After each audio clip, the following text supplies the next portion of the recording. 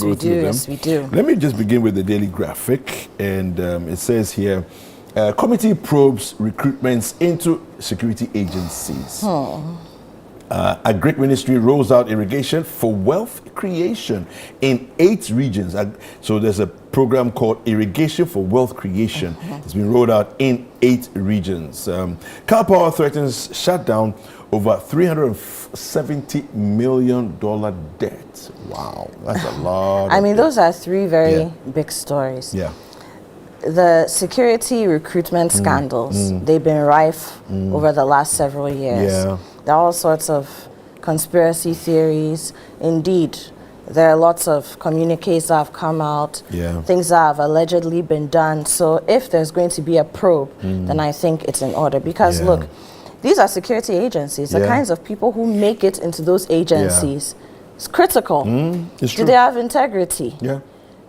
I hope they're not homicidal. Well, you know, no, there are all sorts of things. These After are all, we say garbage in, garbage out. So absolutely. you have to be careful what you put in. Absolutely, and we complain about so many things when it comes to our security agencies, from corruption, bribery scandals, people just not even treating people in a humane manner. All those things count. You know, so let's see what the probe, brings out, and then this.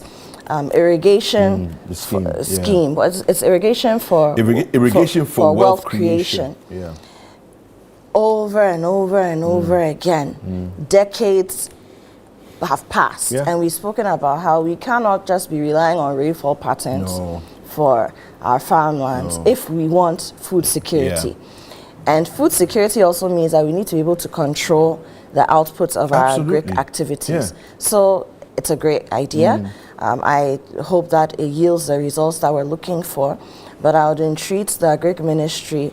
I'd like to imagine that as they're rolling it out, they know what they're doing. They've put a solid, robust plan in place so that we can make sure that we are also monitoring, we are regulating. Because you see, the Agric Ministry sits in Accra.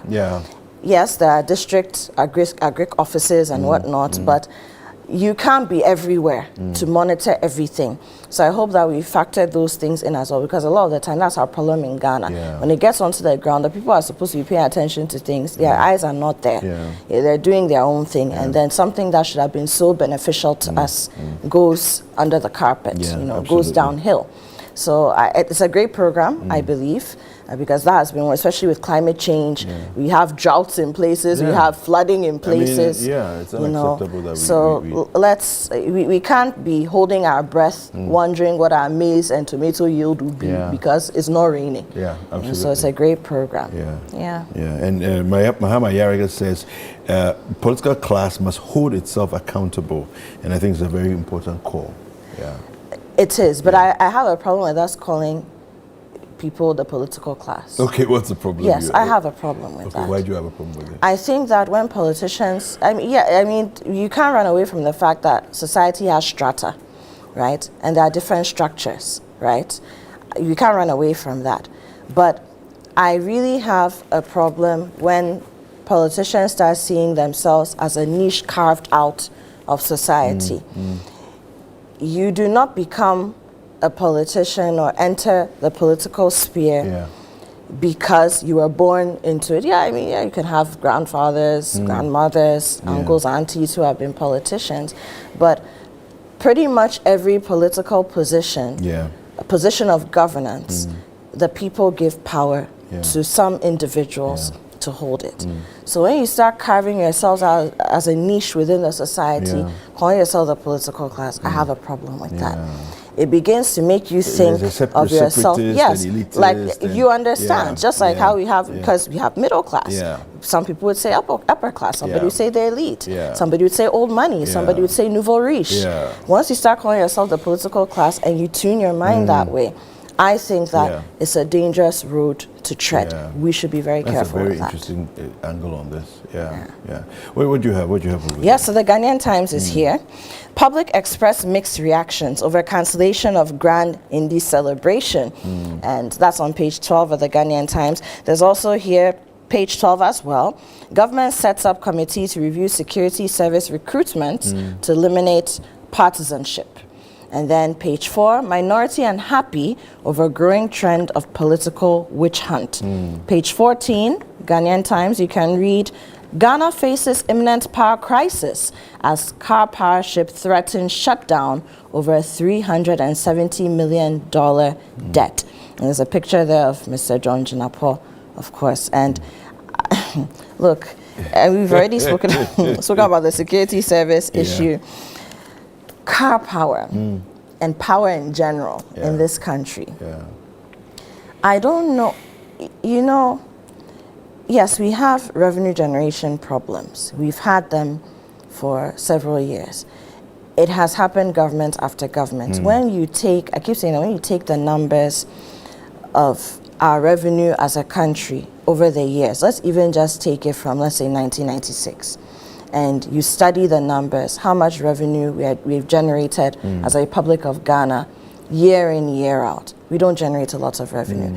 And in many cases, when you crunch the numbers, even if all other things being equal, we weren't going to have leakages, we weren't going to have corruption, we weren't going to have, you take out all the encumbreds. The encumbreds are, so for example, your GET fund, your NHL, those ones are constitutional. So they have to go percentages, even if you have 10 cities coming in the year, the percentage has to go, right?